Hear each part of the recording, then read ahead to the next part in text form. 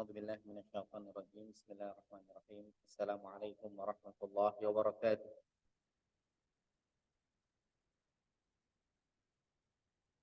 إن الحمد لله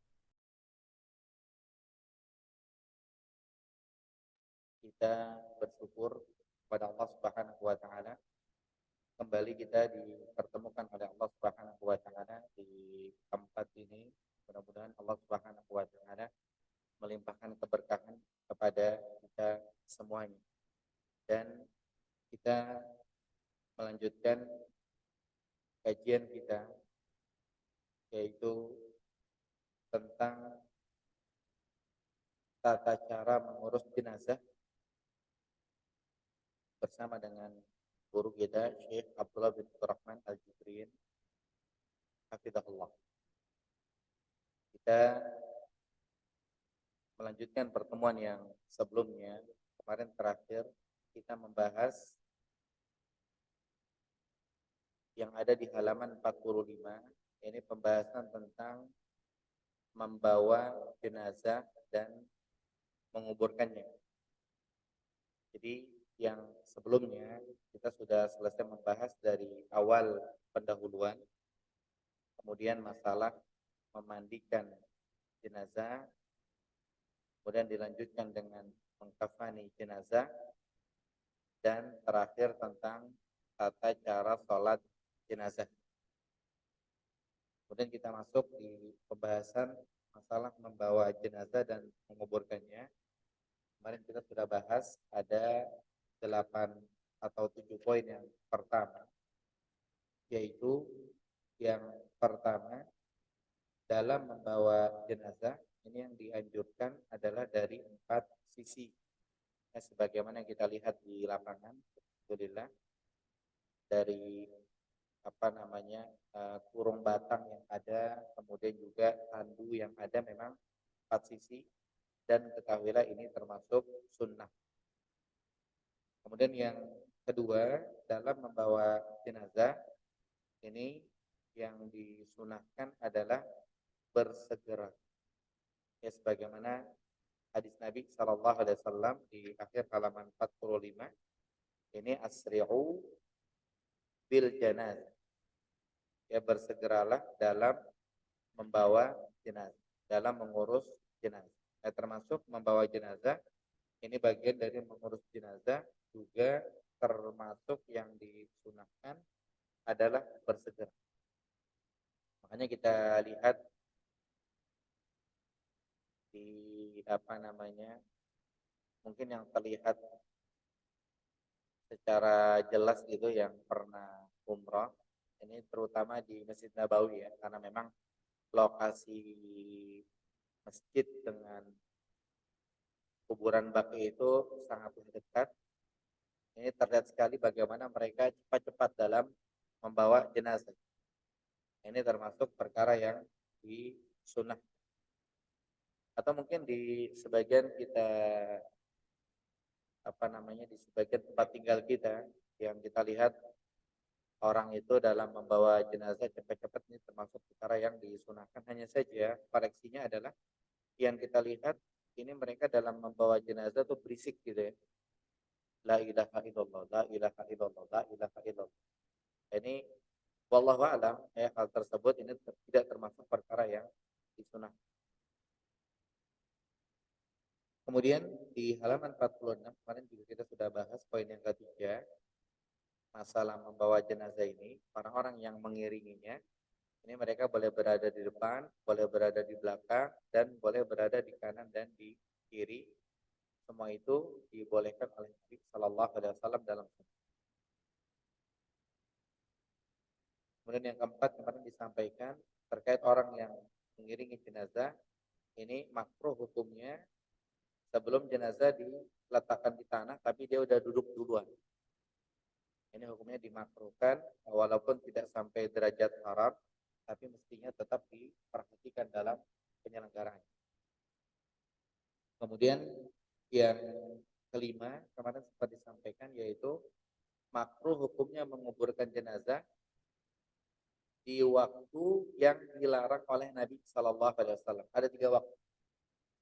Yang pertama, waktunya adalah ketika matahari terbit sampai tambah setinggi tombak. Jadi ibaratnya kalau syuruk itu artinya matahari terbit. Ibaratnya kalau syuruk itu jam 6. Ini tambah sampai setinggi tombak, kata para ulama, perkiraannya tambah 15 menit sampai 20 menit. Atau mungkin sebagian membahasnya 10 menit. Sama juga dengan yang kita dengar sunnahnya sholat syuruk. Ini ketika syuruk, ketika matahari terbit, ini masih haram untuk melaksanakan sholat. Harus ditambah 15 menit paling tidak. Itu yang pertama. Kemudian waktu yang kedua adalah sebelum zuhur. Ya, sebelum zuhur. Mungkin perkiraannya ya sekitar 20 menit sebelum zuhur. Ini walaupun memang kita lihat di lapangan tidak ada yang nguburin jenazah jam-jam segitu, tapi setidaknya secara amanat kita pakai. Jam-jam segitu adalah jam-jam makruh hukumnya menguburkan jenazah. Biasanya pada zuhur di masyarakat kita menguburkan jenazah itu.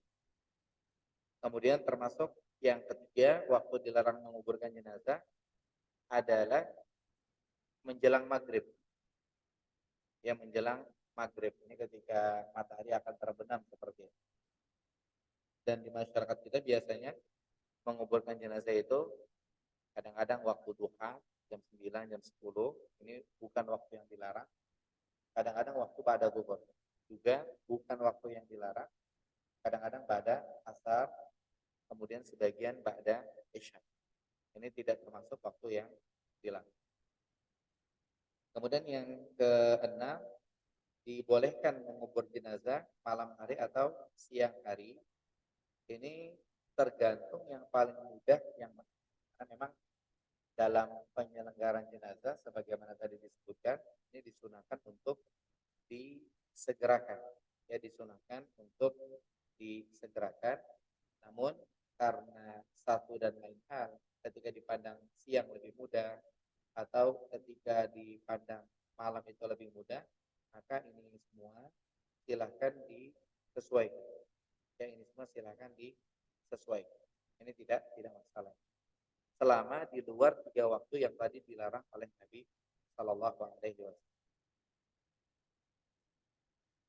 Kemudian juga yang ketujuh mana sudah kita sampaikan, yang disunahkan dalam mengubur jenazah perempuan ini atasnya ditutup.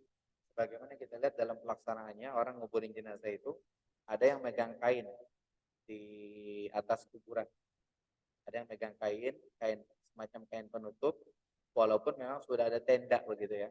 Tapi ini ketika diturunkan itu jenazah, orang megang kain di atas. Ini biasanya dilakukan di tengah-tengah masyarakat kita. Adapun yang sunnah adalah terutama jenazah perempuan. Ya, jenazah perempuan justru harus digitukan. Karena memang perempuan ini betul-betul dijaga kehormatannya, baik masa hidup atau setelah mati. Walaupun dalam menguburkan tetap kehormatannya dijaga, jangan sampai dilihat oleh orang banyak. Jangan sampai dilihat oleh orang-orang seperti itu. Hanya termasuk sunnah ketika menguburkan jenazah perempuan ditutupi atau dipegang kain di atas kuburan. Nah, kemarin kita sampai di poin yang ketujuh. Sekarang kita lanjut di halaman 48. Poin yang ke-8 adalah disunahkan memasukkan jenazah ke dalam kubur dari arah posisi kaki jenazah dalam kuburan. Kemudian jenazah diturunkan secara perlahan. Ini kalau kita kasih contoh, ya misalkannya kuburan di meja saya ini, dan meja saya ini ada bagian kanan, ada bagian kiri. Bagian kiri kita lihat yang ada bendera misalnya. Maka biasanya jenazah itu ditaruh di samping kuburan. Jadi ada gundukan tanah, ada papan, kemudian jenazah itu ditaruh di samping kuburan. Nah, biasanya yang familiar di tengah masyarakat kita itu dimasukkan dari samping. Bagian orang membahasakannya jenazah dipeluk, atau seperti ini atau gimana lah begitu bahasa mereka. Seringnya dikatakan dipeluk-peluk begitu biar nggak jatuh dan lebih aman. Nah, seperti ini sebetulnya eh, menyelisihi sunnah di awal. Karena memang yang sunnah itu sebetulnya jenazah itu diangkat. Tidak masalah, jenazah itu ditaruh di samping kuburan tidak masalah. Yang sunnah adalah jenazah itu diangkat, kemudian dimasukkan dari arah kaki. Jadi kita kasih contoh arah kakinya ini arah bendera, berarti semuanya dari arah kaki jenazah dibawa turun dulu ke sana. Nanti orang itu masukin kepalanya. Biasa dalam kuburan itu ada yang berdiri di arah kepala, ada yang berdiri di tengah, ada yang berdiri di kaki. Biasa 3 orang. Nah, masukkan dari yang berdiri di kaki dulu, dioper ke tengah, dioper ke yang berdiri di bagian kepala. Itu yang disunahkan. Walaupun mungkin dan barangkali sedikit mengherankan seperti itu. Tapi kalau memang kita yang mengurus jenazah, kita yang dapat amanah, maka tidak masalah. Nah, kita paham, kita minta tolong kepada orang-orang yang berdiri di dekat jenazah untuk ambil jenazahnya, kemudian dibawa ke arah kaki, dioper kepalanya dari kaki, kemudian dioper ke yang berdiri di tengah, lanjut dioper ke yang berdiri bagian kepala, baru setelah masukkan ke bawah. Oke.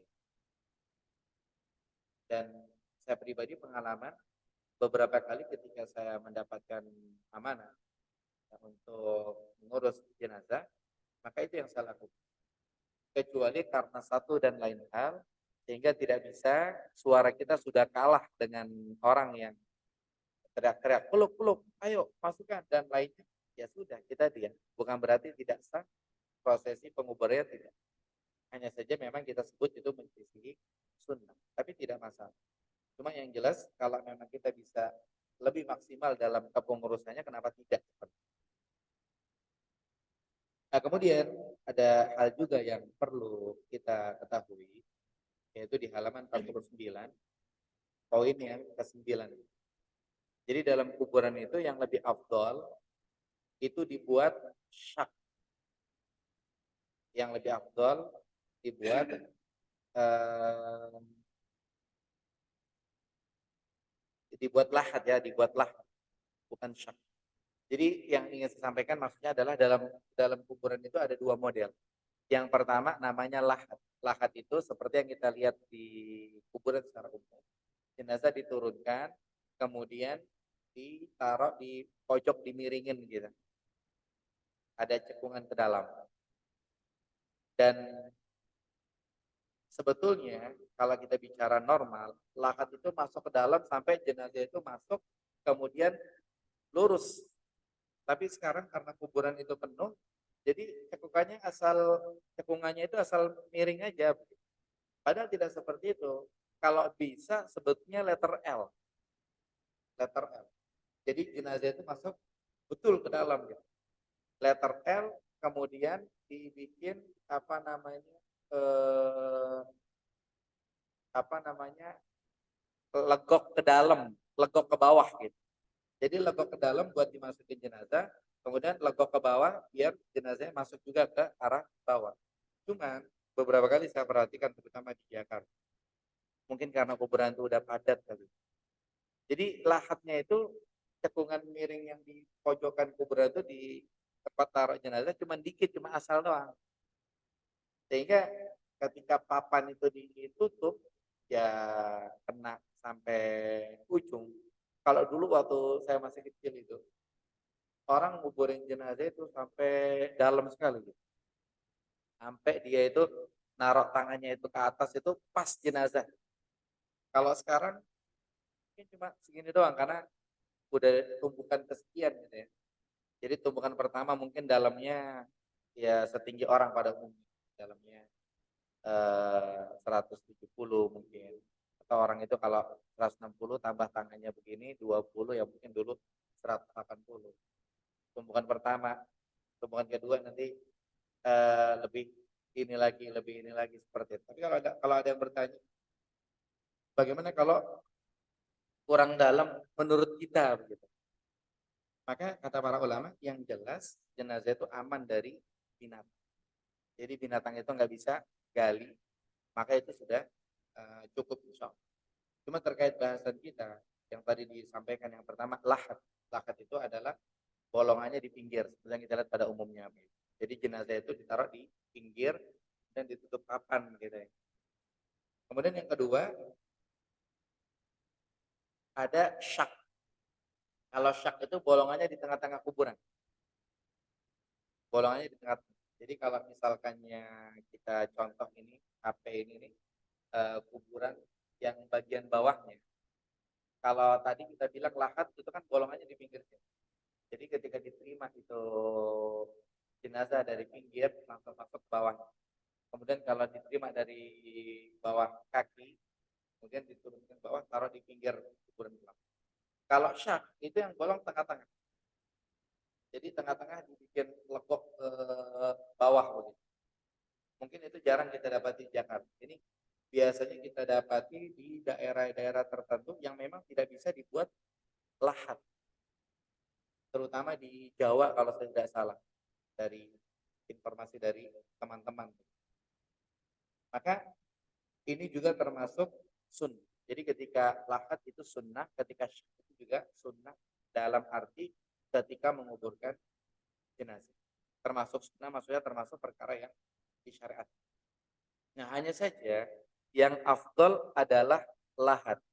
Sebagaimana yang sering kita saksikan. Yang afdol adalah lahat. Artinya yang bolong itu di pinggir, bukan di bawah tengah-tengah kuburan. Atau gambaran lain seperti ini, orang-orang yang dikubur pakai peti. Ya, kayak beberapa waktu yang lalu ketika pandemi, ini kan ada beberapa jenazah yang dikubur pakai peti. Nah, ketika pakai peti itu diturunkan ke bawah, kan jenazah itu turunnya di tengah-tengah gitu ya. Maka ibaratnya dia dikuburkan dalam bentuk syak, bukan lahat. Karena kalau lahat pada umumnya jenazah dipegang, sudah dimiring di pinggir di pojok kuburan di bawah. Itu lahat. Tapi kalau syak itu di tengah. Nah, cuman kalau nggak pakai peti, karena kondisi tanah yang tidak memungkinkan kalau dibuat lahat, maka dibuatlah syak. Jadi ada legokan di tengah-tengah, kemudian papannya yang biasanya miring, ini papannya lurus. Jadi lurus ukuran kuburan. Kalau kuburan itu misalkannya ukurannya 80 misalnya atau 70, maka papan itu ditaruh.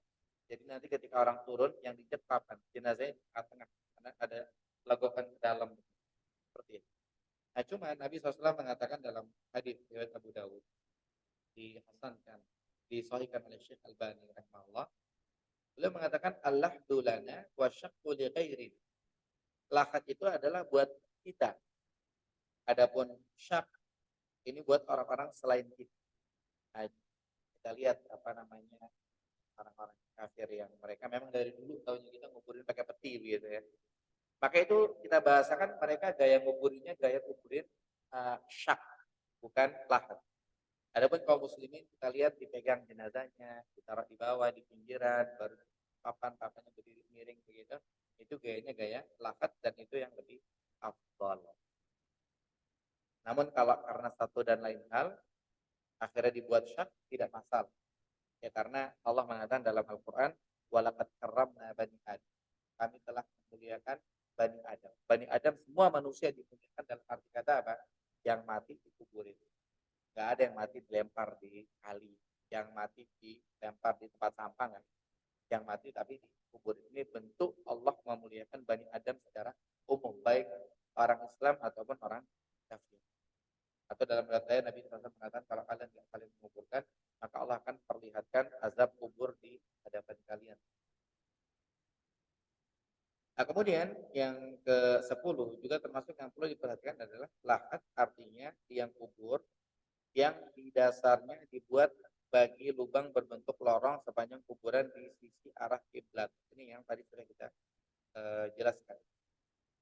Kemudian syah dijelaskan lagi oleh penulis hafizahullah adalah lubang kubur yang di dasarnya dibuat lagi lubang berbentuk parit sepanjang parit memanjang di tengah kubur. Berarti kalau kita tahu got ya, kita tahu got, maka mungkin ini hanya bahasa pendekatan saja. di kuburan itu setelah digali sekian dalam, maka di bawahnya dibikin got di tengah-tengahnya buat naruh jenazah, Pak. Dibikin lubang semacam bentuk got begitu, mungkin berapa kali berapa dalam bentuk kubus gitu. Bentuk orang bisa masuk lah nanti di tengah-tengahnya, nanti ditutup. Itu yang dimaksud dengan syak. Ya kedua-duanya ini sunnah, artinya disyariatkan seperti itu, tinggal dikondisikan mana yang lebih memungkinkan. Walaupun Nabi SAW membahasakan yang lebih afdal adalah lahat. Nah, kemudian termasuk sunnah, orang yang memasukkan jenazah ke kuburan, dia baca Bismillah wa ala sunnati Rasulillah. Atau boleh dengan ungkapan yang lain, Bismillah wa ala millati Rasulillah. Boleh kata-kata sunnah, boleh kata-kata mil. Bismillah wa ala sunnati Rasulillah. Bismillah wa ala millati Rasulillah. Ini kalau memang misalkannya kebanyakan orang pada tidak baca ini, maka ini bisa jadi masuk kategori sunnah yang terlupakan. Ya, termasuk kategori sunnah yang terlupakan. Makanya jangan lupa ya, barangkali kita kapan waktu memasukkan jenazah ke kuburan kita nggak tahu gitu kan, kapan nggak ada orang kita yang akhirnya turun gitu. Maka termasuk sunnah kita baca di antara dua doa ini. Bismillah wa ala sunnati Rasulillah atau Bismillah wa ala millati Rasulillah. Ini berdasarkan perbuatan dari Nabi Shallallahu Alaihi Wasallam ketika beliau memasukkan jenazah ke kuburan, beliau membaca doa tersebut. Bagaimana disebutkan dalam hadis riwayat Abu Dawud dan disahihkan oleh Syekh Albani rahimahullah dalam kitab Kamul Janaiz. Nah, kemudian yang berikutnya juga harus kita ingat, ini termasuk perkara yang disunahkan adalah meletakkan jenazah di dalam kubur dengan posisi berbaring ke arah kanan. Di atas bagian lambung kanan jenazah dan menghadapkannya ke arah kiblat. Berarti kalau jenazahnya itu dilahat, seperti yang kita saksikan bersama kan dimiringin itu. Jadi dicumin ke tanah ke sebelah miringannya dia begitu kan. Makanya termasuk sunnah. Jadi dihadapkan ke arah kiblat sebagaimana berdasarkan hadis Nabi sallallahu alaihi wasallam riwayat Baihaqi. Kemudian juga ini dihasankan oleh Syekh Albani rahimahullah, al-Ka'batu qiblatukum. Ka'bah itu adalah kiblat kalian, ahya'an wa amwat. Baik ketika hidup ataupun ketika meninggal dunia, ketika mati. Makanya orang mati ketika disemayamkan, ini pilihannya ada dua. Yang pertama, letak kepalanya itu ketika dia berdiri itu di arah kiblat. Berarti kalau arah kiblat ke sana, berarti bagian sana kaki, bagian sini kepalanya. Ini termasuk sunnah. Atau cara yang kedua, ketika tidur miring ke kanan, dia ngadep kiblat. Berarti kalau tidur miring ke kanan, kepalanya ada di sebelah sini. Ketika dia miring ke kanan, dia ngadep kiblat. Itu bisa dikondisi. Jadi karena satu dan lain hal bentuk kamarnya seperti ini atau bentuk rumahnya seperti ini, bisa dipilih antara dua tadi. Mana yang lebih memungkinkan, maka itu yang dilakukan. Nah, kemudian dikatakan tidak perlu meletakkan bantal dari batu bata atau batu di bawah kepalanya. Nah, karena hal ini tidak memiliki dasar. Wajahnya pun tidak perlu dibuka, kecuali jika jenazah dalam keadaan ihram, sebagaimana telah diterangkan. Jadi sebetulnya dalam menguburkan jenazah itu talinya nggak perlu dibuka, tali pocongnya, dan nggak bakal gentayangan sebetulnya. Cuman karena satu dan lain hal, daripada rame, ya udahlah dibuka. Tapi kalau udah pada ngerti, nggak mesti dibuka. Sama juga, mukanya nggak perlu dibuka, hidungnya nggak perlu dibuka. Cuman tadi ya, karena satu dan lain hal, daripada ramai di tempat, memang begitu ya, nggak masuk dibuka. Biasanya kan dibuka talinya, terus dikemanain, dikumpulin di bawah kakinya aja, atau di kepala. Dan nggak harus dibuatkan bantal, nggak harus. Sama seperti apa namanya? Kalau kita kan dibuat gumpalan-gumpalan bulat-bulat itu ya. Ini tidak harus. Cuman masalahnya memang kalau kita kayaknya dibuat itu buat apa? Buat nahan jenazah biar enggak balik lagi gitu. Karena kan pada dasarnya dalam lahat itu, yang pertama dia legok letter L ke dalam. Itu yang pertama. Kemudian yang kedua, legoknya ke bawah. Jadi sebetulnya kalau jenazah udah ditaruh, nggak perlu bulat-bulatan gitu sebetulnya. Cuman ya tadi karena kita kondisi lahannya seperti itu, kata orang yang gali kubur udah penuh gitu kan, sehingga dibuatlah itu bulat biar jenazahnya nggak balik lagi. Dan memang itu tidak memiliki dasar. Tapi karena memang dibutuhkan, ya insya Allah tidak.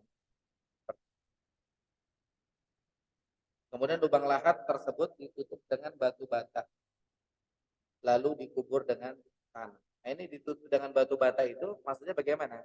Maksudnya adalah yang pertama, kondisi jenazah sudah aman di legokan dalam yang letter L. Jadi ibaratnya itu kalau kita lihat ke bawah dari arah jenazah diletakkan, itu kita ngelihatnya tanah karena jenazahnya ada di dalam gitu. Iya, cekungan. Bukan bukan cuma sekedar cekungan tapi betul-betul letter L dia. Jenazah bisa masuk ke dalam. Jadi kalau kita lihat ke bawah itu udah nggak kelihatan gitu. Tinggal ditaruh tumpukan batu buat nutup uh, apa namanya lubang sisanya itu legokannya itu. Nah, cuman kalau kita ya tadi lahatnya seadanya, ditaruhnya papan. Nah, kedua-duanya nggak masalah. Kadang-kadang sebagian tempat itu papan, sebagian tempat itu bambu. Nah, kalau dulu Nabi SAW ya batu bata, karena memang tidak ada papan, tidak ada bambu. Nah, kemudian setelah jenazah diletakkan, maka setiap orang Islam yang hadir disunahkan menggenggam tanah dengan 3 genggaman dan ditaburkan ke dalam kuburan. Jadi disunahkan kita ngambil tanah, lempar ke kuburan. Kadang-kadang saya pribadi karena yang lain nggak dijamin tahu, ya saya langsung dekat ke arah lubang kubur, kita ambil 3 genggam, lempar 1 kali, 2 kali, 3 kali. Ya mungkin orang nggak tahu. Yang jelas kita ingin mengamalkan sunnah sebagaimana itu dilakukan oleh Nabi Sallallahu Alaihi Wasallam dalam riwayat Ibnu Majah dan disesuaikan oleh Syekh Al-Albani rahimahullah. Baru kemudian diuruk, kemudian diuruk. Nah, setelahnya apa? Setelahnya disunahkan untuk meninggikan kuburan kira-kira sejengkal. Meninggikan kuburan kira-kira sejengkal. Apa tujuannya? Tujuannya adalah biar orang tahu itu titik kuburan gitu. Supaya orang nggak injek, supaya orang nggak duduk di situ. Nah, kalau sekarang orang itu berlebihan. Kuburannya itu digundukin tinggi benar. Jadi kalau maghrib-maghrib orang lewat, bunga masih segar, kayaknya serem gimana gitu. Harusnya nggak begitu. Harusnya ya, kira-kira sejengkal. Seperti itu. Nah makanya Ahlus Sunnah wal Jamaah itu betul-betul di tengah-tengah.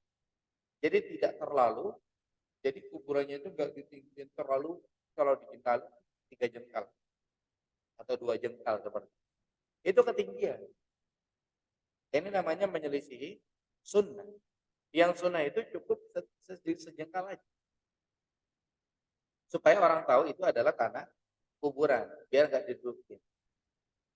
Kemudian disunahkan juga menjadikan tanah lebih tinggi dari itu boleh, tapi tinggi-tingginya ya sepenuh kontal lah. Nggak terlalu tinggi sekali. Kalau terlalu tinggi, ini menyelisih sunnah. Kemudian diletakkan batu-batu kerikil di atas kuburan tersebut, sebagaimana yang dilakukan pada kuburan Nabi Shallallahu Alaihi Wasallam dalam hadits riwayat Abu Dawud. Apa tujuannya? Tujuannya adalah agar diketahui bahwa itu adalah kuburan, sehingga tidak dihinakan. Maksudnya tidak dihinakan, tidak diinjak-injak, nggak diduduk. Kemudian di atasnya dipercikan air, sebagaimana yang disebutkan dalam hadis Nabi Shallallahu Alaihi Wasallam. Walaupun yang hadisnya hadis mursal itu hadis taif. Akan tapi ini bisa dilakukan. Ya kenapa? Karena memang ada dalil-dalil pendukung lainnya. Ya, sebagaimana dilihat pada faktanya kuburan Nabi SAW demikian. Ya, kemudian diletakkan batu di atas kuburan tepat di atas kepala kepala jenazah itu. Tujuannya agar dikenal, ya, sebagaimana dilakukan oleh Rasulullah SAW pada kuburan Utsman bin Affan radhiyallahu anhu. Tujuannya buat ditandai. Tujuannya buat ditandai. Makanya kalau ada yang nanya, apa hukumnya bikin tulisan nama di atas batu di kuburan itu? Maka jawabannya, kalau misalkannya sekedar untuk ditandain doang, insya Allah ini dibolehkan. Sekedar untuk ditandain doang, insya Allah ini dibolehkan. Akan tapi kalau berlebihan, ada tujuan-tujuan di luar itu dan yang lain-lain, maka ini tidak dibolehkan. Bahkan mungkin bisa sampai derajat haram. Kenapa? Karena khawatir kedepannya orang-orang akan berlebihan dengan kuburan tersebut. Kemudian yang berikutnya yang ke-16. Ya, diharamkan menembok kuburan atau mendirikan bangunan di atasnya. Atau di sini disebutkan menulisinya. Nah, di sini menulisinya, ya wallahu alam, ini dengan tulisan-tulisan yang berlebihan. Ya, karena ulama kontemporer ketika ditanya tentang tulis nama di kuburan, selama hanya sekedar nama, kemudian tanggal lahir, tanggal wafat, untuk ditandain aja, untuk diketahui aja, insya Allah tidak masalah. Kemudian termasuk yang dilarang ada duduk di atas kuburan, injak kuburan, bersandar di kuburan. Ini semua dilarang. Kenapa? Karena itu dilarang oleh Rasulullah SAW, disebutkan dalam hadis riwayat Muslim. Ya, dalam hadis riwayat Muslim. Tapi kalau misalkannya seseorang ambil keputusan biar aman gitu ya, sama sekali kuburan itu tidak dinamain, maka mungkin itu lebih selamat. Tapi kalau kita pada umumnya kan ditulis nama itu di papan. Fulan bin Fulan atau Fulan bin Fulan. Kemudian tanggal lahirnya, tanggal wafat, maka insya Allah itu termasuk perkara yang dibolehkan, walaupun mungkin sebaiknya dihindari, cukup batu saja. Tapi kita agak sulit ya zaman sekarang aja, kecuali kalau nanti batunya apa namanya, papannya itu udah dimakan rayap.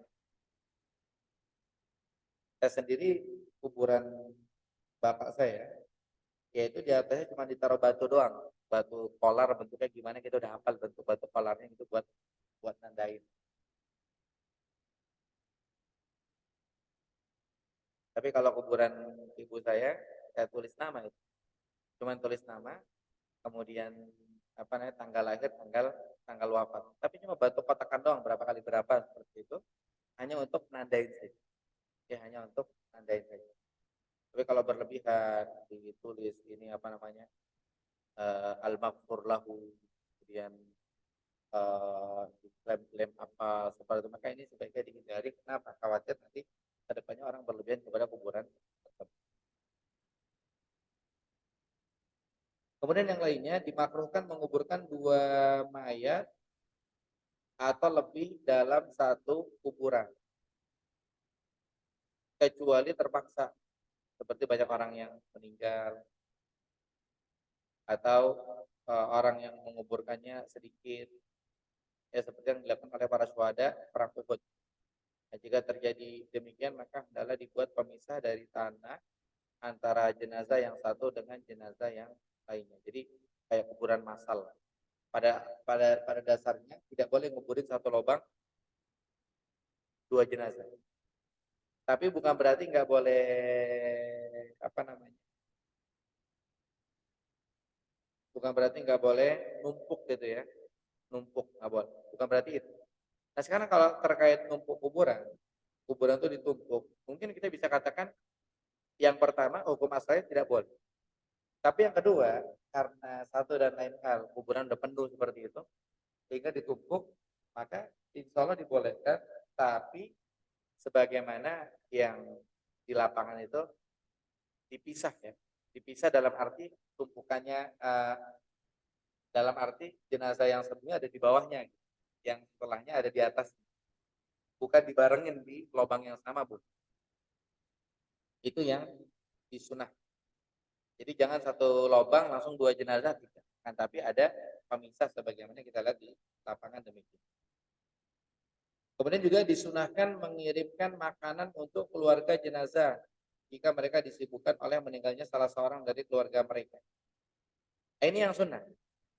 Jadi ketika ada yang meninggal, kirim makanan. Mungkin mereka belum makan, ini, itu, dan lain-lain. Itu yang sunnah. Cuman sayangnya di masyarakat kita, yang meninggal ini repot. Mereka masak, bikin berkat, gitu kan. Kemudian malamnya ada pengajian, kemudian bagi-bagi makanan. Jadi intinya kita lihat, kita nggak usah ngebahas jauh-jauh pengajiannya dan lain-lainnya. Dari sini aja kita lihat udah ketahuan salahnya. Gitu. Karena yang sunnah itu adalah kita ngelihat mereka sibuk dan lain-lain, dikirimin makan. Subhanallah. Ketika saya juga nggak nyangka ya, ketika ibu saya rahimahullah meninggal dunia Februari 2020, Februari 2020. Itu ketika malam, tahu-tahu setelah nguburin, jadi meninggalnya itu menjelang asar. Kemudian dimandikan ba'da maghrib, kemudian disolatkan pada isya langsung dikubur. Nah itu pulang dari kuburan, subhanallah di rumah tuh datang apa namanya berkat nasi mandi ayam. Ternyata dikirimin oleh salah seorang jamaah masjid yang inisiatif buat makan tamu-tamu. Dan waktu itu saya juga nggak kepikiran buat masak dan lain-lain. Subhanallah. Dan memang itu yang sunnah. Itu yang sunnah. Saya juga nggak nyangka tahu-tahu dikirimin, baru saya ingat dalil ini gitu di kala itu. Awalnya kita nggak ingat apa-apa. Cuman memang itu yang sunnah. Sebagaimana Nabi SAW ketika Ja'far bin Abu Talib meninggal. Nabi SAW mengatakan, Isna'u li ali Ja'far ta'am. Buatkan untuk keluarga Ja'far makanan. Fakat atahum ma yashghiluhum au amrun yashghaluhum. Karena mereka sekarang lagi sibuk. Nggak kepikiran buat makanan, makanya bawain makanan ke keluarga itu. Ini yang sunnah. Ada salah seorang keluarga yang ada yang meninggal begitu. Saya sudah ingatkan, istilahnya saya tahu dia itu buat makan sehari-hari susah gitu. Akhirnya dia tetap bikin pengajian tuh malam. Cuman yang biasanya bikin berkat, dia cuma bagi-bagi gula, teh, kopi. Orang-orang di tengah. Tapi tetap ini namanya menyelisih sunnah. Belum lagi kalau memang di situ ada embel-embel ibadah. Ibadah yang tidak diajarkan, ibadah yang tidak disyaratkan, tidak akan diterima oleh Allah Subhanahu wa taala seperti itu. Makanya disayangkan sebagian masyarakat kita yang mungkin belum paham, karena belum paham, taunya biasanya seperti itu, akhirnya dilakukan, ternyata sia-sia. Makanya kita dalam semangat beribadah, patokannya bukan biasa dilakukan, tapi disyaratkan atau tidak, sehingga perlu kita untuk belajar gimana sih istilahnya fikih wudhu itu bagaimana, fikih sholat bagaimana, fikih jenazah bagaimana, kemudian fikih puasa, fikih zakat dan lain-lain. Ini semua perlu kita bahas ya, karena kalau kita tahu syarat diterimanya ibadah adalah ikhlas, ini kaitannya dengan tauhid. Maka yang kedua, syarat diterima ibadah adalah mutaba'ah, sesuai dengan yang disyaratkan kaitannya dengan pelajaran fikih. Jadi kalau pelajaran tauhid nomor 1, pelajaran fikih nomor 2, agar syarat diterima ibadah terpenuhi gitu. Tauhidnya bagus, fikihnya bagus, sehingga ibadahnya bisa diterima oleh Allah Subhanahu wa taala. Nah, kemudian yang berikutnya dimakruhkan bagi keluarga mayat, bagi keluarga orang yang lagi ada yang meninggal gitu, membuat makanan bagi para tamu. Ini makruh. Mungkin kalau orang mikir secara logika, sedekah gitu. Karena ada tamu-tamu gitu kan. Agama kita bukan agama logika. Para sahabat radhiyallahu anhum disebutkan dalam hadis riwayat Ahmad, disebutkan oleh Syekh Al-Albani. Mereka mengatakan apa? Kunna na'uddul istima' ila ahlil mayyit. Dulu kami menganggap kumpul-kumpul di keluarga orang yang lagi ada yang meninggal. Wasani atau ta'am ba'da dafnihim minan niyah. Kemudian bikin makanan buat mereka setelah dikuburin. Ini termasuk bagian dari an-niyah. Niyaha itu artinya apa? Niyaha itu artinya meratap. Meratap itu tidak boleh, diharamkan. Sekarang gini ya, kalau kita bilang meratap hukumnya haram, mungkin di kepala kita, di bayangan kita meratap artinya ada yang meninggal, mungkin dia sampai robek-robek bajunya, jedot-jedotin kepalanya, guling-guling. Seakan dia nggak terima takdir. Kenapa kok keluarganya meninggal bukan orang lain begitu kan? Itu kenapa niat diharam. Nah sekarang begini, permasalahannya, ketika ada orang ngumpul di rumahnya orang yang meninggal, kalau bahasa kita tahlilan kan pada ngumpul tiap malam pertama, malam kedua, malam ketiga. Ada yang sebagian 3 hari, ada yang sebagian 7 hari kan gitu. Kalau bahasa kita katanya didoain nggak ngapa-ngapa kan begitu ya. Kalau para sahabat dulu nangkapnya, kumpul-kumpul model gitu termasuk bagian dari niyaha. Jadi kalau kita kan memahami niyaha itu meratap itu adalah orang guling-guling, robek-robek bajunya, jodoh-jodohin kepalanya. Seakan-akan dia nggak terima takdir, kenapa keluarganya meninggal gitu kan. Dia tidak terima takdir Allah, ini kan nggak boleh kalau nggak terima takdir Allah gitu. Dan itu namanya paket-paket seperti yang kita bilang, orang robek-robek bajunya, guling-guling apa nggak terima takdir, namanya niyaha begitu ya. Nah, para sahabat radhiyallahu anhu menganggap ketika kumpul-kumpul di rumah orang yang meninggal itu, kemudian bikin makanan buat mereka. Ini termasuk bagian dari niat, termasuk bagian yang dilarang. Jadi pemahamannya bukan itu sedekah. Kan kalau kita sedekah tumbuh apa seperti satu biji tumbuh 7 cabang, bukan itu dalilnya, bukan. Tapi kadang-kadang orang yang menolak sampai bawa-bawa dalil model-model gitu. Dia dalilnya udah benar, cuman cara dia berdalil pemahamannya nggak benar, salah. Sama juga kayak orang mengatakan, itu kan kita sama aja ngedoain jenazah. Nabi SAW mengajarkan kita disuruh mendoakan. Apa namanya? Rabbana ighfir lana wa li ikhwanina alladziina sabaquna bil iman. Kemudian apa namanya? Allahumma ighfir lil muslimina wal muslimat. Itu kan kita sunnah mendoakan. Mereka melawan dengan dalil-dalil yang seperti itu. Padahal pemahaman para sahabat nggak seperti pemahaman mereka. Mereka menganggap ketika orang-orang berkumpul di tempat orang meninggal, ini bagian dari niyaha, bagian dari meratap. Seakan-akan mereka nggak terima takdir. Tapi kalau kita kan katanya ngedoain gitu ya. Tapi tetap cara berpikir kita itu yang salah. Para sahabat itu yang benar. Kenapa? Karena mereka dijamin oleh Nabi Sallallahu Alaihi Wasallam, termasuk generasi terbaik. Jadi yang kita menangkan adalah pemahaman mereka, bukan pemahaman kita. Kemudian kita bawa-bawa dalil sedekah, bawa-bawa dalil doain orang, salah. Para sahabat dulu nggak ada yang seperti itu. Kalau memang itu baik, kalau memang itu bagus, dulu udah rame ketika ada syuhada yang meninggal, kemudian orang-orang yang di perang Badar yang meninggal, orang-orang di perang Uhud yang meninggal. Tapi ternyata itu tidak dilakukan oleh mereka. Cuman orang belakangan sekarang melakukan itu ketika dibilangin, taruhlah dibilangnya bid'ah begitu ya, karena tidak disyaratkan. Mereka bilang bid'ahnya dari mana gitu. Karena kan kita nggak doain, emang doain salahnya apa? Kemudian mereka mengatakan namanya bagi-bagi berkat kan juga sedekah gitu. Salahnya emang apa? Gitu. Nah, pemahaman mereka, penjelasan dari mereka, agama yang mereka bawa terkait masalah ini itu nggak sama dengan agamanya para sahabat. Nggak sama dengan pemahamannya para sahabat. Sehingga mereka adalah para murid Rasulullah SAW. Otomatis yang lebih kita pilih pemahamannya adalah pemahaman murid-murid Rasulullah, bukan pemahaman sebagian dai-dai, sebagian kiai-kiai, sebagian guru-guru, sebagian tokoh-tokoh masyarakat yang pemahaman seperti itu. Walaupun tanpa mengurangi rasa hormat kita kepada mereka, mereka tetap guru-guru, mereka tetap tokoh masyarakat, mereka tetap kiai-kiai, mereka tetap ulama gitu kan. Tapi dalam permasalahan ini beda beda beda judul gitu. Paham maksud saya insya Allah ya.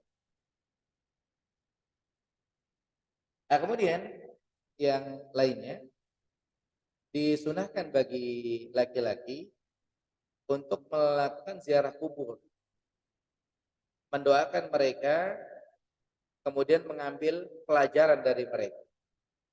Ini berdasarkan hadis riwayat Muslim. Nabi SAW mengatakan, ini kuntu nahaitukum an ziyaratil kubur. Ya dulu aku melarang kalian ziarah kubur. Fazuruha, sekarang berziarah. Fa innaha tuzakkirukumul akhirah. Karena ziarah kubur bisa nginget akhir. Ini kalau kita bicara ziarah kubur, hukumnya sunnah, disyariatkan gitu. Bukan hukumnya sunnah dikerjakan dapat pahala, ditinggalkan gak apa-apa, bukan. Maksudnya hukumnya sunnah adalah termasuk perkara yang disyariatkan kita ziarah kubur.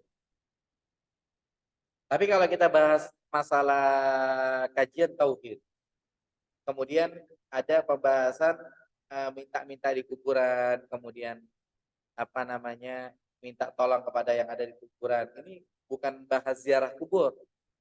Kalau bahas ziarah kubur hukumnya sunnah disyariatkan. Orang-orang yang kadang-kadang diingatkan, ya orang-orang yang kadang-kadang mereka diingatkan tentang minta-minta dengan orang-orang yang sudah mati. Mereka mikirnya katanya masa ziarah kubur bid'ah, masa ziarah kubur haram, masa ziarah kubur nggak boleh. Mereka lupa. Jelas-jelas dikatakan ziarah kubur itu sunnah, tidak bid'ah, tidak haram. Yang haram itu ketika orang-orang minta ke kuburan kayak dia minta kepada Allah, ini perbuatan syirik kalau seperti itu. Maka yang laki-laki ini disunahkan untuk ziarah ziarah kubur. Beda dengan yang perempuan. Kalau yang perempuan ini khilaf di kalangan para ulama. Adapun yang disampaikan oleh penulis rahimahullah, perempuan katanya dilarang ziarah kubur. Tapi sekali lagi, ini masalah khilafnya di kalangan para ulama. Aisyah radhiyallahu anha ini beberapa kali ziarah kubur. Kata ulama yang mengatakan perempuan boleh ziarah kubur ini berdasarkan dalil tersebut. Jadi terkait perempuan ziarah kubur ada 3 pendapat para ulama. Yang pertama hukumnya sama kayak laki-laki, dulunya dilarang, sekarang sudah dibolehkan. Yang kedua hukumnya makruh, ya terutama perempuan yang dikit-dikit pingsan, jangan ziarah kubur. Kemudian yang keempat mereka mengatakan haram. Tapi insya Allah yang pendapat yang kuat perempuan ziarah kubur ini dibolehkan. Ya selama syarat dan ketentuan berlaku terpenuhi. Tapi di sini disampaikan oleh penulis rahimahullah, katanya perempuan dilarang ziarah kubur. Ini berdasar hadits hasan yang diriwayatkan oleh ashabus sunan. Sunan Abi Daud, Sunan Tirmidzi, Sunan Nasai dan Sunan Ibnu Majah. Ada hadits la'ana za'iratil kubur. Rasulullah SAW melaknat perempuan-perempuan yang ziarah kubur. Apa alasan? Alasannya karena mereka pada umumnya tidak tahan menanggung kesedihan sehingga pingsan sampai kuburan. Ini kan merepotkan gitu. Sehingga terkadang mereka melakukan apa yang diharamkan. Kalau nggak pingsan, kadang-kadang mereka melakukan apa yang diharamkan. Di kuburan meratap. Datang ke kuburan, nangis-nangis, mungkin jodoh-jodohin kepala ke kuburan, atau mungkin dia malah nggak tahan gimana, nangis-nangis sesegukan. Jadi malah melakukan hal-hal yang haram. Mungkin menampar pipinya, meratap, dan lain-lain. Selain itu bisa jadi akan timbul fitnah bagi laki-laki yang melihatnya di tempat di mana seharusnya seseorang banyak mengingat akhirat. Gara-gara banyak perempuan ziarah kubur, malah cuci mata laki-lakinya, bukan melihat akhirat. Ini mereka ulama yang mengatakan bahwa ziarah kubur bagi perempuan adalah haram. Karena memang ini masalah khilafiyah, tadi kita sudah sampaikan ya. Ada 3 pendapat para ulama. Ya, sebagian mengatakan haram, kemudian boleh, kemudian makruh. Wallahu a'lam. Insya Allah yang kuat pendapatnya selama syarat dan ketentuan terpenuhi, insya Allah tidak masalah perempuan ziarah kubur. Cuman tetap ya, kalau memang nanti perempuan ziarah kubur dan menor-menor, berarti salahnya bukan ziarah kuburnya, tapi dan menor-menornya yang salah. Seperti itu. Makanya ini di kondisi. Nah kemudian yang berikutnya, orang yang ziarah kubur ini disunahkan dia baca doa Assalamualaikum dara qaumin mu'minin wa inna insyaallah bikum lahiqun. Ini ungkapan yang disebutkan di halaman 57. Ada riwayat yang lain seperti yang familiar di kita ya. Assalamualaikum ahlan diyar minal mu'minina wal mu'minat wa inna insyaallah bikum lahiqun. As'alullah lana wa lakumul afiyah. Dan ada beberapa riwayat yang lain. Kemudian yang terakhir kita tutup dengan permasalahan takziah. Ya, permasalahan takziah di sini ada beberapa poin yang disampaikan oleh penulis. rahimahullah. Yang pertama, ya takziah kepada keluarga yang ditinggal wafat, berarti keluarga yang meninggal ini. Ini disunahkan untuk bertakziah kepada keluarga yang ditinggal wafat dengan mengucapkan innalillahi ma aqada wa lahu man aqta wa kullu syai'in indahu bi ajalin musamma fasbir wahtasib. Atau dalam riwayat lain fal yas apa namanya fal tasbir wal tahtas. Ini ungkapan bahasa Arabnya. Terjemahannya apa namanya? Atau kalau bahasa kita bahasa bebasnya bilangnya apa? Ketika kita takziah kita bilang yang sabar ya. Semuanya milik Allah, semuanya bakal kembali kepada Allah. Semua ada waktunya. Kita semua bakal meninggal dunia. Yang sabar, ya mudah-mudahan nanti dapat pahala. Itu bahasa bebasnya begitu. Di sini kalau ungkapan Arabnya, ya mungkin ada teman-teman yang belajar bahasa Arab dikit-dikit dan mereka paham. Kita datang ketika ada yang meninggal, kita bilang innalillahi ma aqada wa lahu ma a'ta wa kullu syai'in indahu bi ajalin musamma fasbir wahtasib atau fal tasbir wal tahtasib. Ada dua riwayat tadi saya sampaikan. Ini dibolehkan. Tapi kalau kita nggak bisa bahasa Arab, kita bilang bahasanya saja. Sabar, ya semua juga milik Allah. Semua ada waktunya. Kita bakal mati semua. Kita bakal kembali. Ya, mudah-mudahan ini jadi pahala buat kita. Yang sabar, mudah-mudahan beliau diampuni. Kemudian dimasukkan dalam seperti itulah, bebas bahasa. Namanya kita takziah ya, kita memberikan ketenangan kepada orang yang sedang bersedih seperti itu. Atau boleh juga mengucapkan azzamallahu ajrak atau a'zamallahu ajrak. Itu juga ungkapan bahasa Arab. Yang mudah-mudahan situ dapat pahala yang besar. Yang sabar ya. Atau di halaman 62 bisa kita bilang ahsanallahu aza'aka. Ahsanallahu aza'aka. Ya semoga Allah membaikkan dalam menghiburmu. Atau bahasa kita bilangnya ya tadi yang sabar, ya apa namanya mudah-mudahan mendapatkan rahmat Allah, ampunan dan lain-lain lah seperti itu. Intinya kita memberikan apa namanya motivasi lah biar mereka itu sabar seperti yang kita lakukan versi Indonesia insya Allah sudah sesuai dengan sunnah. Kemudian yang kedua dibolehkan menangis asalkan tidak berlebihan. Kenapa? Karena Rasulullah SAW itu pernah menangis ketika anaknya Ibrahim. Jadi anaknya Rasulullah laki-laki namanya Ibrahim.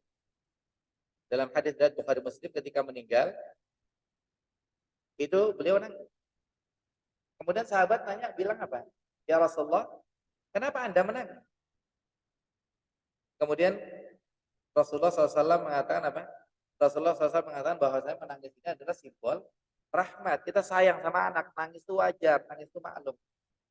Orang tua meninggal kita menangis, biasa saja begitu kan. Yang penting kita tidak berkata-kata sesuatu yang tidak diridhoi oleh Allah. Makanya dikatakan apa? Kan tapi tidak sampai niyah, tidak sampai meratap, tidak sampai berteriak-teriak. Jadi nangis ketika ada yang meninggal, ini diboleh, bukan sesuatu perkara yang haram, kecuali kalau berlebih. Kemudian juga dibolehkan bagi keluarga yang terkena musibah kematian untuk berkabung. Atau bahasa fikihnya namanya apa? Ihdad. Nah, di sini disebutkan meninggalkan perniagaan, biasa kerja libur. Namanya lagi berkabung begitu. Lagi apa namanya berduka cita. Kemudian tidak keluar rumah untuk jalan-jalan, namanya lagi ada meninggal masa di jalan-jalan kan. Sebagai ungkapan kesedihan. Atau apa namanya yang perempuan gitu ya, dia pakai biasanya dandan atau pakai baju yang kira-kira pakai baju yang hitam. Boleh berkabung. Tapi ingat, batasnya hanya 3 hari. Kecuali kalau istri ini wajib berkabung selama masa iddah. Ketika suaminya meninggal 4 bulan 10 hari. Kalau dia tidak hamil. Tapi kalau dia hamil sampai melahirkan. Jadi kalau selain itu batasnya hanya berapa hari? 3 hari. Makanya saya bingung nih, kalau memang tahlilan 7 hari itu disyariatkan, harusnya cuma sampai 3 hari doang bolehnya. Harusnya gitu. Kok ini kok ada 7 hari, 40 hari, 100 hari, ada haul, ada haul, ada haul, ada haul. Dia sedih lagi, sedih lagi, sedih lagi, sedih lagi. Islam itu rahmatan lil alamin, bukan sedihan lil alamin. Kan begitu. Ya makanya berkabung ini boleh, tapi dalam aturan hanya 3 hari. Makanya kadang-kadang saya menasihati ya kepada mereka yang Allah uji, mungkin teman dekatnya meninggal, keluarga dekatnya meninggal, sahabatnya meninggal. Jadi dia nggak masuk kerja katanya masih sedih. Padahal udah seminggu. Atau dia mungkin nggak hadir kajian, katanya masih sedih. Teman kajiannya meninggal gitu kan. Udah sebulan padahal gitu kan. Ini nggak boleh, nggak boleh. Boleh batas hanya 3 hari saja. Ini disebutkan di kitab-kitab para ulama. Ya disebutkan di kitab-kitab para ulama. Jadi batasnya hanya 3 hari. Kecuali kalau istri, ini 4 bulan, 10 hari. Kemudian yang lainnya diharamkan nadab atau niyah atas kematian. Ini nadab niyah, yaitu menyebut-nyebut kebaikan orang yang meninggal. Seperti orang mengatakan setelah dia meninggal, siapa lagi yang akan memberi makan dia? Setelah dia meninggal, siapa lagi yang ngurus setelah meninggal? Ini termasuk perkara yang tidak dibolehkan. Jadi ada nadab. Kalau nadab itu kayak tadi ya, istilahnya menyayang-nyayangnya udah meninggal, siapa lagi yang ngurusin? Padahal masih ada Allah Subhanahu wa taala seperti itu. Jadi seakan-akan bergantung kepada makhluk. Kemudian satu lagi niyaha. Nangis, meratap, seakan tidak terima takdir Allah, ini juga tidak dibolehkan. Ya, kenapa? Sebabnya tadi karena seakan-akan tidak terima takdir. Seperti itu. Jadi ketika dibahas kebaikannya juga nggak boleh karena seakan-akan ntar nih siapa lagi yang lanjutin gitu kan. Padahal masih banyak apa namanya wali-wali Allah di bumi ini yang siap melanjutkan, dia punya proyek dakwah, dia punya proyek kebaikan.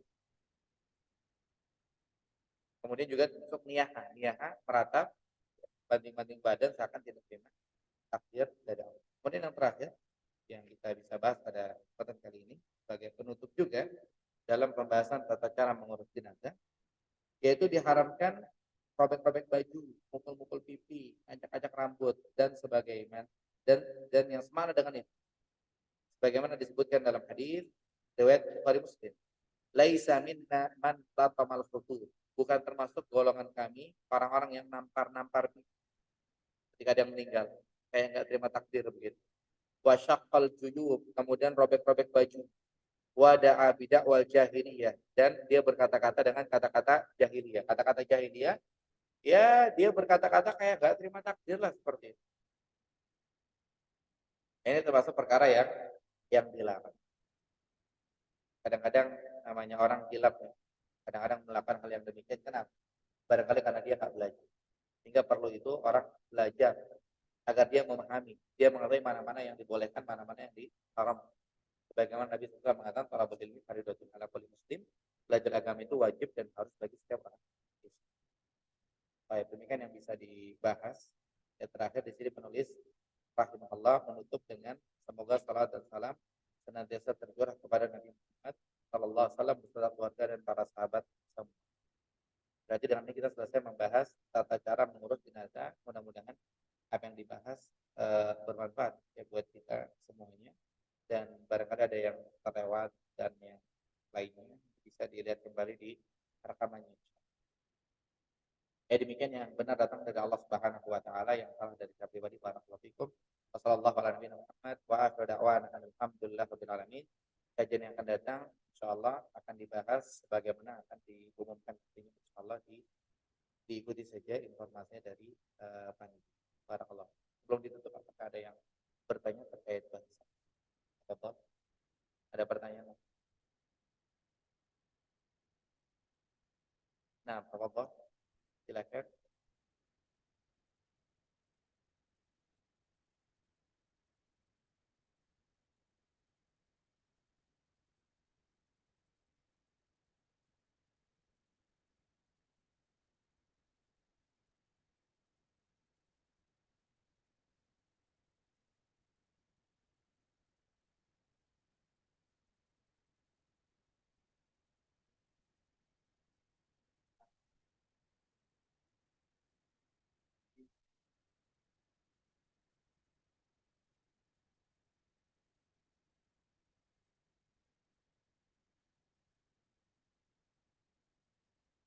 Karena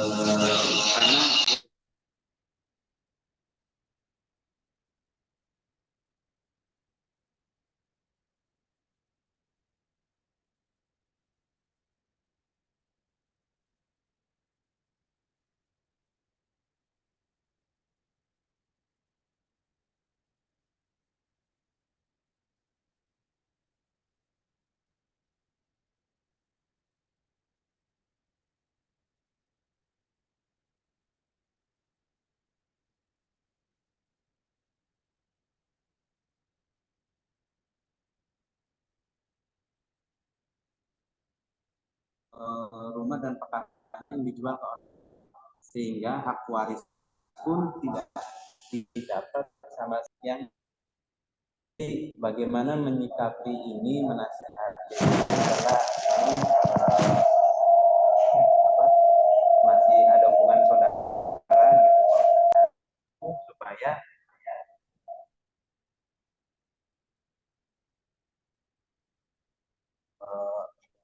kewajiban terhadap si lain juga dilanggar seperti itu. Itu yang pertama. Lanjut yang kedua. Yang kedua terkait dengan cara tutur.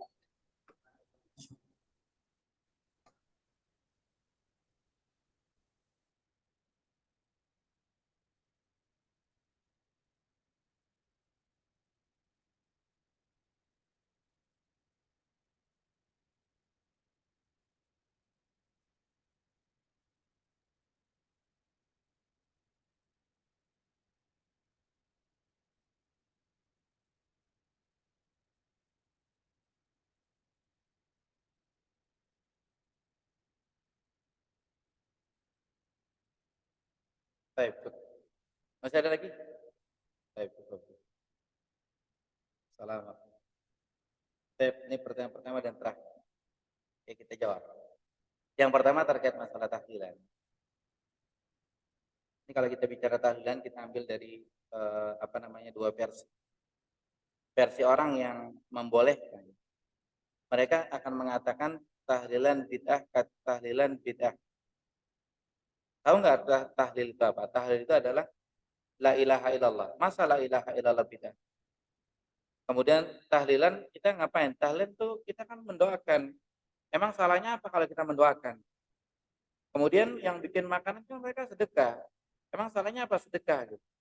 Maka ketahuilah penjelasan model seperti ini. Pemahaman seperti ini. Itu bukan pemahaman Ahlus Sunnah. Bukan pemahaman sama seperti pemahaman para sahabat, murid-muridnya Rasulullah SAW yang dijamin masuk surga. Bahkan bukan pemahamannya Rasulullah SAW. Nggak tahu mereka ngambil pemahaman kata-kata seperti itu dari mana begitu. Sehingga tadi kita sudah sempat singgung ya terkait masalah ini. Ini tidak benar. Tapi sekali lagi tanpa mengurangi rasa hormat kita kepada mungkin ya guru-guru, kiai-kiai, alim-alim yang pahamnya seperti itu ya, mereka tetap guru-guru, tetap kiai. Cuma namanya manusia kan kadang-kadang hilaf ya. Ketika mereka hilaf, segera kembali ke pemahaman yang benar seperti itu. Ya, cuman ini tidak mudah ya, kecuali mereka yang diberikan kemudahan oleh Allah Subhanahu wa taala. Kadang-kadang mikir zamannya udah banyak, kadang-kadang mikir udah udah kepalang populer dan yang lain-lain. Jadi untuk mundur itu nggak mudah ya. Sebagaimana salah seorang kafir yang dia ini tokoh kafir jago ngomong diutus kepada Rasulullah SAW. Kemudian Rasulullah SAW dinasihatin sampai akhirnya Rasulullah nggak balas, Rasulullah cuma baca ayat doang, sampai di ayat sekian mulutnya Rasulullah ditutup sama orang kafir itu. Jangan dilanjut karena udah nggak sanggup lagi gitu dengar. Akhirnya si kafir ini pulang ke kaumnya, bilang apa?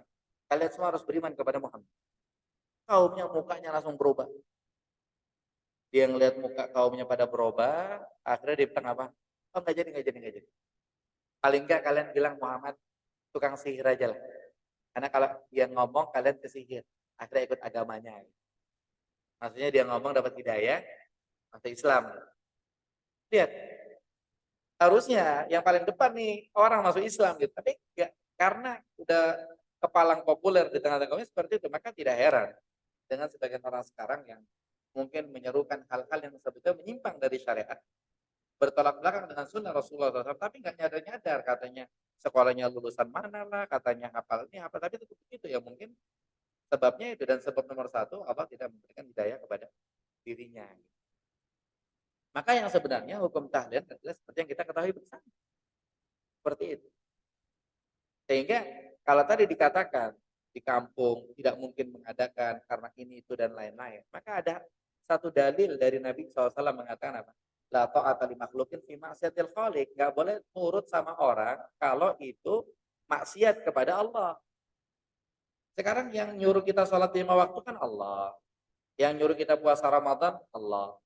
Yang nyuruh kita ibadah ada syariat zakat, syariat haji, semuanya Allah gitu. Ini Allah nggak nyuruh kita tahlilan, kan gitu. Kalau kita karena nggak enak sama orang, kita tetap tahlilan, ya kita tanggung jawab di hadapan Allah Subhanahu wa taala. Sehingga sebetulnya nggak masalah kita nggak tahlilan nggak masalah. Kayak kemarin tinggal kita dalam dakwah di tengah masyarakat. Jangan lupa poin bil hikmah wal mau'izah hasanah. Pakai hikmah dan pakai gaya nasihat yang baik. Jangan ngerasa mau menang sendiri. Kayak kemarin ketika ibu saya rahimahullah meninggal dunia. Tetangga-tetangga pada datang ke rumah malam-malam. Nggak ada pengajian, Ustaz. Oh, nggak ada. Nggak bikin apa-apa. Ada pagi, siang-siang, pas sore-sore udah bilang, Pak Ustaz, malam kalau ada pengajian kita siap. Insya Allah, insya Allah. Bukan waktunya kita ceramain mereka, gitu. Saya bilang insya Allah, nanti dikabar. Tapi kayaknya nggak ada, soalnya kan repot. Dan lain-lain gitu. Jadi kita sampaikan dengan cara yang baik. Ada kejadian, salah seorang, yang Masya Allah, ya, hafizahullah, ini orang semangat dalam hal dakwah. Dan waktu itu bapaknya meninggal dunia. Di kampung, kampung Jawa. Bukan kampung, maksudnya kampungnya di Jawa. Ya. Yang kental sekali dengan tahlil. Waktu itu, qadarullah, ya karena di awal salah sikap ya, namanya manusia hilaf ya. Karena juga mungkin beliau lagi diuji oleh Allah Subhanahu wa taala sehingga ya hilaf lah. Akhirnya terjadi salah paham, qadarullah nggak ada yang mau ngurus jenazah bapaknya. Yang biasanya kan kalau dia pada mau ngurus bantu mandiin, bantu apa gitu, apa namanya proses jenazahnya. Nggak ada yang mau. Tapi subhanallah ini orang anak bapak ini nih, ada beberapa bersaudara lebih dari 3 lah mungkin anak 6 apa 9 apa 7 apa berapa gitu banyak. Akhirnya kata orang ini, ya udah kita yang ngurus jenazah bapak kita. Sampai selesai memakamkan, saya ditelepon waktu itu untuk bagaimana nih prosesinya dari awal memandikan sampai mengkafankan dan seterusnya. Kemudian saya berikan pemahaman, saya berikan penjelasan sampai selesai. Malamnya dikeroyok warga itu rumah. Akhirnya ditutup mati lampu. Karena warga pada pengen makan. Jadi rumahnya itu didatangin buat mereka makan-makan begitu. Sampai ibunya beliau nih, suaminya bapak ini, ya dilema gitu ya. Di sisi lain udah tahu, di sisi lain wah keluarga keroyok begini, akhirnya bikin masak-masak. Sampai maksain malam pertama bikin sampai akhirnya makanan yang mubazir dibuat. Akhirnya beliau ini menasihati dia tuh jadi mubazir ini itu dan udah mulai dengan kepala dingin lah gitu. Karena awalnya gila mungkin salah paham dan lain-lain gitulah. Seperti itu. Dan memang itu resikonya seperti itu. Sampai nanti tiba di titik yang mungkin kita nggak bisa berkutik sama sekali, sudahlah berjalan apa adanya. Yang penting yang jelas kita fattaqullaha mastata'tum. Ya bertakwa kepada Allah semampu kita. Sehingga ngerembet ke masalah kasus warisan. Gara-gara beda paham nggak didapetin warisannya. Zolim, maka kata orang dengan cara yang batil. Dan seterusnya dan seterusnya. Paham maksud saya? Jadi kesimpulannya mungkin terkait kondisi penanya dan orang-orang tertentu yang sama dengannya, maka fattaqullaha mastata'tum, bertakwa kepada Allah mampunya. Kalau itu akhirnya terjadi, ya sudah terjadi yang terjadi. Seperti itu. Yang penting kita ada poin mengingkari, kita sedih, kita ngerasa berdosa dan lain-lain, itu udah poin hebat di hati kita. Berarti ada iman. Seperti itu. Allah. Kemudian yang terakhir, masalah batas kuburan. Fattaqullaha mastata'tum, bertakwalah kepada Allah semampu kalian. Sehingga kita meminimalisir tidak nginjak-nginjak kuburan, minimal kita copot sendal. Kita kan tahu di atas batu-batu nisan kan bersih-bersih, nggak mungkin ada duri, nggak mungkin ada paku gitu. Tapi kalau memang karena satu dan lain hal takut nginjek paku, takut nginjek beling dan lain pakai sendal, ya kita meminimalisir kita nginjek bagian pinggir-pinggirnya. Dan kenapa kita lakukan itu? Karena kita tahu nggak boleh nginjek kuburan. Beda dengan sebagian orang yang cuek aja, gitu kan? Dia lompat kerasa gerusa apa gimana gitu kan? Sehingga dia nggak tahu kalau dia lagi bikin dosa gitu. Kalau kita yang mungkin berjalan sambil kita istighfar, saya cuma begini ya. Kita berusaha maksimal mungkin karena kita tahu nggak boleh nginjek kuburan. Mungkin seperti itu. Jelas insya Allah. Baik, Allah a'lam. Ini langsung ditutup, sudah lewat 8 menit. Kita tutup sampai di sini, nanti disempurnakan pada pengambil kesimpulan. Demikian yang mana datang dari Allah, yang salah dari kita pribadi. Barakallahu fikum. Wassallallahu ala nabiyina Muhammad wa akhiru da'wana alhamdulillah rabbil alamin. Subhanakallahumma bihamdika asyhadu an la ilaha illa anta astaghfiruka wa atubu ilaik. Assalamualaikum warahmatullahi wabarakatuh.